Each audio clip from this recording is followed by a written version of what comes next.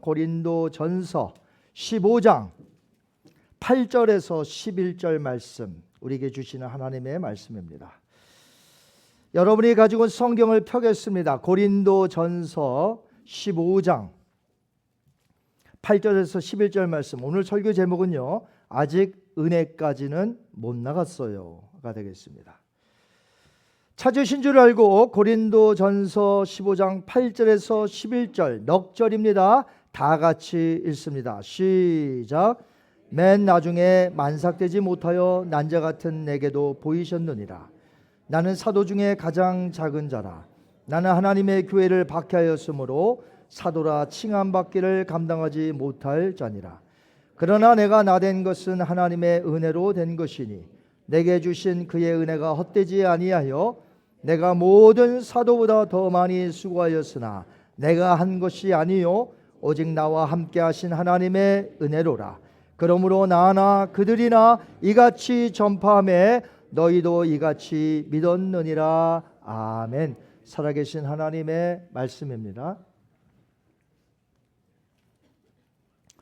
최고의 베스트셀러 작가이자 복음주의자인 필립 얀시의 책 하나님의 놀라운 은혜라는 책에 보면 그가 친구로부터 들은 이야기를 이 책 앞부분에 이 에피소드를 기록해 놓았는데 여러분에게 한번 소개해 드리려고 합니다. 필립 얀시의 친구가 어느 날 출근하기 위해서 버스를 탔습니다.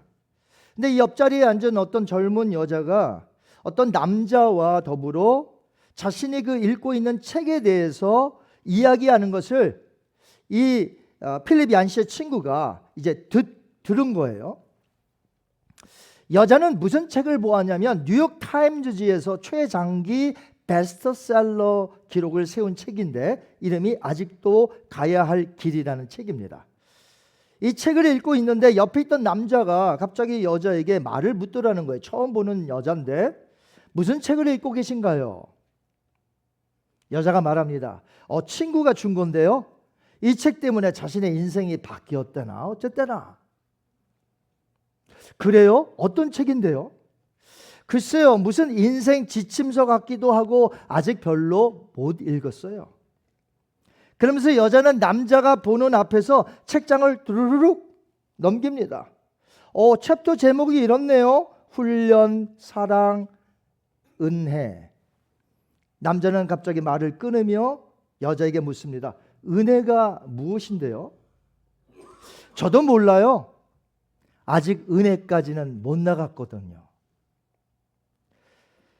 필립 얀시, 다시 이 책의 저자로 돌아옵니다. 필립 얀시가 그날 저녁, 그 친구한테 이 이야기 에피소드를 들은 그날 저녁에 뉴스를 보는데 친구로부터 그날 들은 그 여자의 마지막 말이 갑자기 맴맴 돌더랍니다. 아직 은혜까지는 못 나갔어요. 그러면 무엇을 봤기 때문에 그랬을까요? 뉴스에 보니까 온통 뉴스를 도배한 내용이 전쟁, 폭력, 경제 불황, 종교 갈등, 법정 싸움, 가정 파괴 등등으로 얼룩진 세상의 그 어두운 면만 뉴스에서 계속 보여주는 것이. 자, 그런 죄악된 세상을 보니까 은혜까지는 못 나간 것이 분명하구나라고 생각을 했던 거예요. 그래서 자신의 책의 도입 부분으로 그 에피소드를 소개한 것입니다. 그런 것 같아요. 세상은 은혜를 모릅니다. 그 이유는 세상이 아직 은혜까지 못 나갔기 때문에 그래요. 마치 은혜란 그 주제 내용은 마지막 책 챕터에 있는데 사람이 책을 읽다가 아직 앞부분만 읽은 것 같아. 그래서 아직 은혜까지는 못 나간 것 같아요. 무엇이요? 이 얼룩진 세상이. 만약 모든 이들이 은혜를 알고 은혜가 무엇인 줄을 알아받은 자들로 살아간다면 이 세상이 이렇게 어둡고 죄악된 세상이 될 수가 있겠어요? 은혜를 아는 자들이. 사실 하나님의 은혜는 창조 이후부터 줄곧 있어 왔습니다. 하나님의 은혜가 없었던 때는 한 번도 없어요. 다 있었다는 것입니다. 그러나 결정적인 하나님의 원대한 그 큰 은혜가 2000년 전 예수 그리스도가 이 땅에 오심으로 온 인류에게 부어 주어졌다는 것이에요. 그럼에도 불구하고 2000년이 흘렀습니다. 2025년 오늘 2월 23일 2000년이 흘렀어요. 그러나 아직까지도 은혜에 못 나가는 사람들이 주변에 너무나 많은 것 같아요. 일반 사람들은 은혜라는 단어를 제대로 파악하지 못하고 혹시 은혜라는 단어를 안다 할지라도 자기 편리한 대로 생각을 합니다. 그러나 우리 장로교회에서 중요시 여기는 신앙 고백서가 있는데 웨스트민스터 신앙 고백서, 여기에 보면은 성경에서 말하는 은혜가 어떤 것인지 아주 정확하게 가르쳐 주고 있습니다. 그러니까 은혜는 하나님의 은혜 언약이라는 테두리에서 봐야 참다운 그 의미를 알 수 있다는 것입니다. 성경 창세기에 보면 어떤 내용이 나오죠? 하나님께서 에덴 동산에서 아담과 행위 언약을 갖습니다.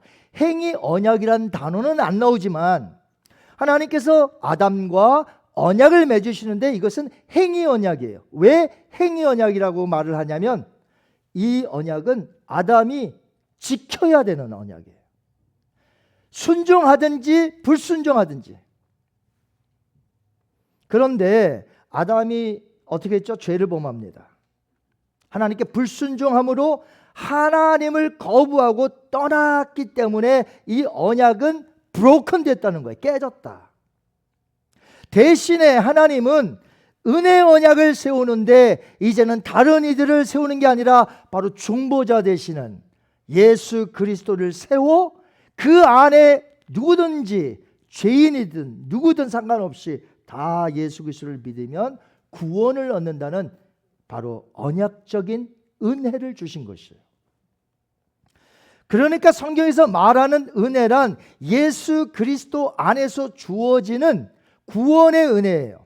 그러니까 하나님과 다시금 회복되어지는 언약적 은혜를 성경에서는 말하고 있다는 것입니다. 이 은혜 언약은 놀라운 것입니다. 그리스도 안에서 믿는 자에게 거저 주시는 놀라운 하나님의 선물이에요. 한번 따라 하실까요? 거저 주시는 하나님의 놀라운 선물이다. 사도 바울이 에베소서 1장에서 이걸 잘 말했어요. 한번 볼까요? 에베소서 1장 6절과 7절 말씀. 시작. 이는 그가 사랑하시는 자 안에서 우리에게 거저 주시는 바 그의 은혜의 영광을 찬송하게 하려는 것이라. 우리는 그리스도 안에서 그의 은혜의 풍성함을 따라 그의 피로 말미암아 속량 곧 죄 사함을 받았느니라. 아멘. 우리 모든 인류는 다 죄인이잖아요. 그런데 그 은혜 언약 안에 바로 예수 그리스도 안에 있으면 구원을 받는다, 은혜를 받는다는 것이죠. 근데 바울은 유대교회에서 하나님을 섬겼으나 정작 이 하나님의 놀라운 은혜를 알지 못하고요, 그저 율법을 지키기에 급급했습니다. 율법을 하나 지키면 의로 여기고 자랑하고 그냥 율법만 지키려고 힘썼지 이 부어주시는 하나님의 은혜를 알지 못했어요. 그러니까 이 바울은 예수님 만나기 전에 외식주의자 바리새파 사람이었어요. 하나님의 은혜는 예수 그리스도 안에서 주어지는데 정작 바울은 그리스도를 믿고 따르는 자들을 핍박하고 교회를 핍박했으니 하나님의 뜻에 완전히 거스리는 자가 되었던 거죠. 그러나 예수님은 크리스찬들을 잡기 위하여 다메섹으로 가는 바울에게 나타나십니다. 사울아 사울아 너가 어찌하여 나를 박해하느냐 하시며 그가 하나님의 뜻을 정 어게인스트 하고 있다는 것을 지금 깨닫게 해주시는 거예요. 예수님께서 사울에게 나타나신 것은 우리가 지금 살펴보는 대로 은혜 그 자체였습니다. 죄인 중에 괴수인 그를 구원하시고 또한 복음을 위해 이방인의 사도로 세우셨으니 이것은 말할 수 없는 하나님의 큰 은혜라는 것이에요. 바울이 구원받은 사건은 아무리 악한 자랄지라도 하나님의 은혜만 임하면 그 사람이 구원받을 수 있다는 것을 보여주는 좋은 예죠. 그래서 여러분 우리가 이렇게 전도하려고 할 때 정말 악한 자들 있죠. 야, 그래도 어떻게 저렇게 할까? 그런데 그 사람도 그리스도 안에서 하나님의 은혜가 임하면 구원받을 수 있나요? 없나요? 있죠. 그렇기 때문에 나의 요 생각에서 걸으면 안 된다는 거예요. 아, 저 사람 안 돼. 절대로 구원받을 수 없어. 내가 정하는 게 아니라 아무리 악한 자라 할지라도 사도 바울이 얼마나 악했습니까? 회방자요, 교회를 핍박하는 자였잖아요. 그런데 그런 자라도 하나님의 은혜가 임하니까 구원이 임하고 놀랍게 변화되어 사용되어지더라 하는 것이죠. 그러므로 악한 자가 우리 주변에 있다 할지라도 여러분 기도해 주시고요, 그 사람이 변화받을 수 있도록 전도하시는 여러분 되시기 바랍니다. 바울은 예수님의 사도가 되었죠. AD 1세기에 지중해를 중심으로 복음을 전파하는 아주 핵심적인 일을 했습니다. 그의 복음의 전파의 수고와 헌신은 다른 사도와는 비교할 수 없을 만큼 컸습니다. 성경에 보면 그것이 사실이에요. 바울의 고백이 진짜 맞아요. 다른 사도보다 더 많이 수고했어요. 그러나 자기가 행한 것은 내 의로움이 아니라 내게 임한 하나님의 은혜 때문에 하게 된 결과라고 바울은 고백을 했습니다. 고린도전서 15장 10절 말씀, 유명한 구절이에요. 한번 같이 읽습니다. 시작. 그러나 내가 나된 것은 하나님의 은혜로 된 것이니 내게 주신 그의 은혜가 헛되지 아니하여 내가 모든 사도보다 더 많이 수고하였으나 내가 한 것이 아니요 오직 나와 함께 하신 하나님의 은혜로다. 아멘. 한번 따라하십니다. 오직 나와 함께 하신 하나님의 은혜로다. 여러분 수고 많이 하시죠? 헌신하시죠? 아멘. 근데 그게 왜 하게 된 거죠? 내게 임한 하나님의 은혜 때문에 그렇게 하게 됐다는 거예요. 그럼 결국 누구에게 영광 돌리는 거죠? 하나님께. 그게 우리 크리스천의 라이프예요. 바울은 그 은혜가 어떤 것인지를 너무나도 잘 알고 있었습니다. 예수님의 교회들을 핍박했던 자신은 절대로 하나님 앞에 용서받을 수 없는 자인 걸 자신이 너무나 잘 알고 있었어요. 그런데도 불구하고 하나님의 은혜를 받으니까 그 아들 예수 그리스도가 나타나셔서 자기를 용서해 주시고 자기에게 사명 주셔서 사도로 세워주셨으니 얼마나 하나님의 은혜가 큰지 뼈저리게 느꼈던 사람이 바울이었습니다. 이 은혜를 체험하고 깨달은 자는 평생 하나님을 찬양할 수밖에 없고요, 주님을 위하여 살 수밖에 없음을 믿습니다. 저와 여러분이 그렇게 살아야 되는 거죠. 그래서 신약에 바울이 기록한 13권의 서신을 보면 가장 많이 썼던 핵심적인 단어가 있는데 은혜 그리고 그리스도 안, in Christ라는 단어예요. 바울은 은혜라는 단어를 무려 94번 사용했습니다. 그는 기도하기를 은혜와 평강이 너에게 있을지어다 라고 항상 기도했죠. 그래서 많은 신학자들이 바울의 신학 Theology of Paul 이걸 가리켜서 Theology of Grace, 은혜의 신학이다 이렇게 말하고 있어요. 하나님의 놀라운 이 은혜가 바울에게 주어졌고 이 놀라운 은혜가 저와 여러분에게 내려준 줄 믿습니다. 그 은혜가 주어지기까지 어떤 일이 있었을까요? 자, 어디 안에서 이 은혜가 주어진다고 했습니까? 그리스도 안에서. 그러면 그리스도가 어떤 일을 행했는데요? 십자가에서 우리 대신 페널티, curse, 형벌과 저주를 받아 우리의 죄 값이 있거든요. 그 죄 값을 다 물어주셨어요. Paid in full. 다 물어주셨어요. 하나도 밸런스가 없단 말이에요. 놀랍지 않습니까? 이 놀라운 하나님의 은혜를 주시기 위하여 그렇게 값진 희생이 있었다는 거죠. 그분이 바로 예수 그리스도. 자, 이것을 여러분들이 이해하기 쉽게 제가 한 예를 한번 들어볼게요. 여러분 영화 좋아하세요? 영화? 혹시 여러분 중에 마지막 황제 보신 분 계세요? 예. 마지막 황제. 중국 청나라의 마지막 황제가 3살짜리가 등극을 하죠. 푸이. 이름이 푸이예요. 근데 어느새 티네이저가 됩니다. 자금성 가보셨나요? 엄청나게 큰데 그 자금성 안에서만 살아야 돼. 근데 그 자금성 안에는 수천 명의 내시들이 있습니다. 한 번은 동생이 이 황제에게 묻습니다. 황제가 잘못하면 어떻게 되느냐고 이 동생이 물어요. 하도 궁금해서. 그러니까 황제 푸이가 말합니다. 내가 잘못하면 딴 사람이 벌을 받지? 아니 황제가 잘못했는데 누가 벌을 받아요? 신하가 벌을 받아. 그러면서 이 동생이 시범을 보입니다. 자기 동생에게. 왕실의 소중한 단지 하나가 있는데 도자기 같은 건데 탁 깨뜨려. 황제가. 자, 누가 실컷 얻어맞아요? 넷이 종이 실컷 얻어맞아. 왜 이거 부주의해서 깼냐? 아니 누가 깼는데? 왕이 깼는데. 매는 누가 맞아? 종이 맞아. 즉 예수님은 이 땅에 오셔서 그분이 누구이십니까? 만왕의 왕이십니다. 그런데 그분이 오셔서 이 세속적인 개념을 깨트리십니다. 즉 종들이 잘못하면 왕이 벌을 받는 거예요. 왕이 잘못하면 신하가 벌을 받는 게 아니라 종들이 잘못하면 왕이 벌을 받는 거예요. 이게 뭐예요? 십자가 사건이에요. 죄인들의 죄로 십자가를 지셨습니다. 예수님이.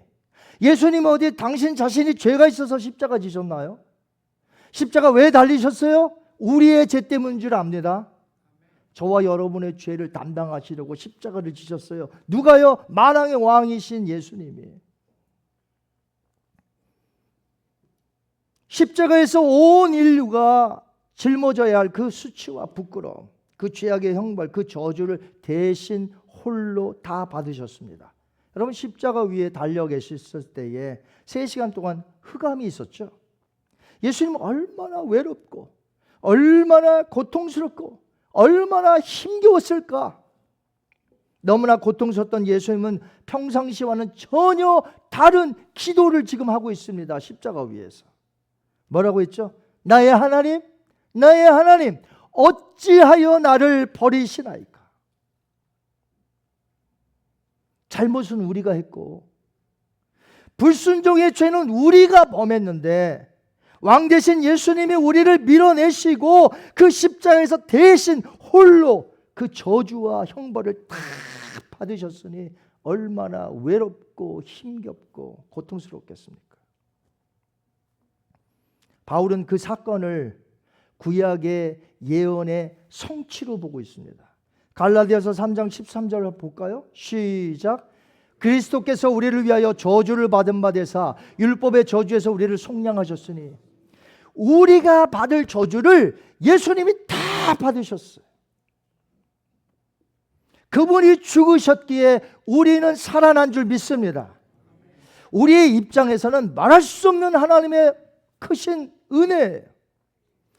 그 은혜가 우리에게 주어지기까지는 말할 수 없는 그 희생의 대가가 있었다는 거죠. 그것이 바로 만왕의 왕, 만주의 주 되시는 예수님이 대신 우리 위하여 희생 제물이 되셨다는 거죠. 그러니까 우리에게 주실 때는 값을 매길 수가 없어. 값을 매기면 아무도 못 사. 그러니까 거저 주시는 거예요. 거저 주신다. 우리에게 거저 주시는데 이제 우리 보고는요 뭐라고 하냐면 righteous man, 의롭다라고 여기시는 거예요. 우리 한번 볼까요? 로마서 3장 23절 24절 시작. 모든 사람이 죄를 범하였음에 하나님의 영광에 이르지 못하더니 그리스도 예수 안에 있는 속량으로 말미암아 하나님의 은혜로 값없이 의롭다 하심을 얻은 자 되었느니라. 아멘. 여러분 예수님 믿으세요? 그럼 여러분은 의인이 된 거예요. 예수님의 의로운 한 행동 때문에 십자가에서. 자, 이 놀라운 은혜를 그리스도 안에서 저와 여러분이 받은 줄 믿습니다. 그렇다면 이제 이 놀라운 은혜를 흘려보내야 되는 거 아니겠어요? 다른 얘기. 여러분 은혜는 용서라는 것을 포함되고 있다는 걸 아세요? 용서가 있으면 이 은혜가 이 용서를 포함하고 있어요. 그러니까 은혜가 더 큰 단어예요. 용서보다. 용서가 이렇게 있으면 은혜는 더 커. 은혜가 포함되고 있다니까요. 용서를. 근데 사람들이 이 사실을 아는 사람이 별로 없는 것 같아요. 그래서 예수님께서 말씀하신 1만 달란트 탕감받은 비유는 용서에 관한 내용이지만 사실은 한없이 베푸시는 하나님의 은혜를 말하는 것입니다.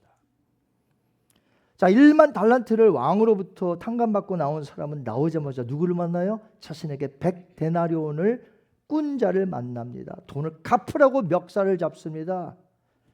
지금 당장 안 내놓으니까 감옥에다 가둬둡니다. 이것을 본 사람이 왕에게 가서 고하죠. 왕은 분노합니다. 다시 그를 불러오라고 말합니다. 그래서 1만 달란트를 다시 갚을 때까지 감옥에 가둬두라는 것이죠. 여러분, 은혜가 무엇입니까? 은혜는 용서와 사랑하는 것이에요. 한번 따라하십니다. 은혜는 용서하며 사랑하는 것이다. 아멘. 하나님이 우리에게 은혜를 베푸신 결과 우리가 사랑으로 용서받지 않았나요? 그런데 많은 크리스찬들이 용서와 은혜를 구분해버려요. 그러니까 받은 은혜는 은혜이고 용서는 또 다른 이야기라는 것이. 내가 하나님께로 받은 은혜는 은혜고 용서는 못해. 구분시켜버려요. 어떤 책에 보니까 사람들은 임마누엘 칸트가 인용한 말이, 임마누엘 칸트가 말했다는 게 아니라 그가 인용한 말인데 사람들은 그 인용한 말을 좋아한다는 거예요. 뭐라고 했냐면 대부분의 양심적인 이들은 용서란 자격 있는 사람만이 받을 수 있다고 생각합니다. 뭐라고요?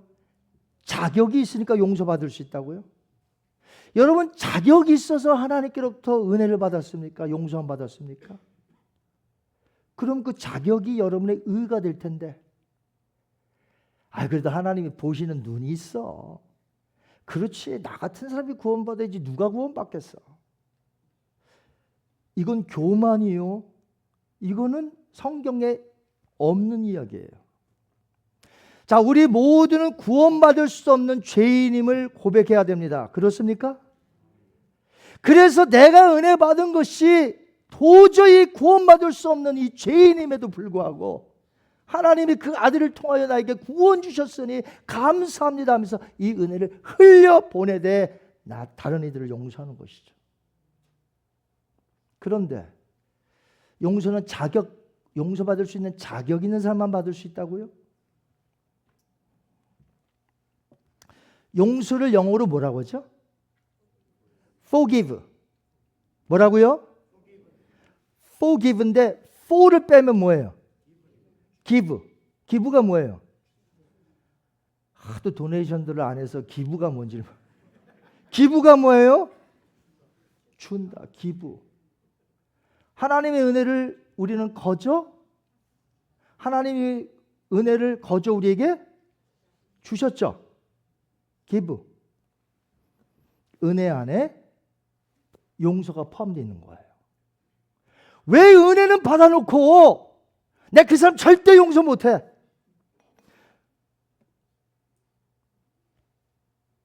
하나님은 그런 은혜를 베풀지 않았는데 여러분에게. 여러분은 어디서 이상한 은혜를 받으셨어. 은혜가 무엇입니까? 거저 주시는 것입니다. 하나님 우리에게 거저 주셨습니다. 절대로 은혜 받을 수 없는 자에게 호의를 베푸시며 우리에게 거저 주셨는데 그 거저 받은 것이 은혜라는 것이죠. 그러므로 용서도 은혜처럼 거저 주는 거예요. 자격이 있고 없고를 따지는 게 아니에요. 은혜 참 묘한 특성이 있어요. 용서 참 묘한 특성이 있어요. 왜냐하면 이 두 가지가 전부 무자격, 과분함, 불공평, 이 세 단어가 다 들어가 있는 게 은혜요, 용서예요. 하나님은 그의 아들 예수 그리스도 안에 있는 자들을 무조건 용서하셨어요. 무조건.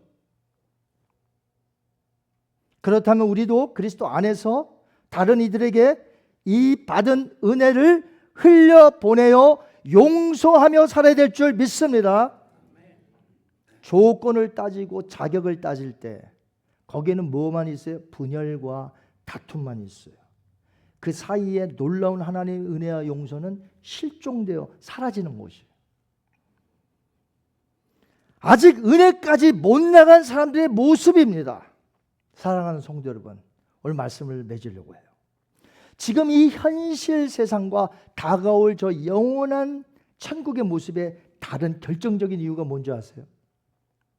이 세상은 아직 은혜까지 못 나갔다는 게 문제고, 저 다가올 천국은 은혜까지 다 간 사람들이 모이는 곳이에요.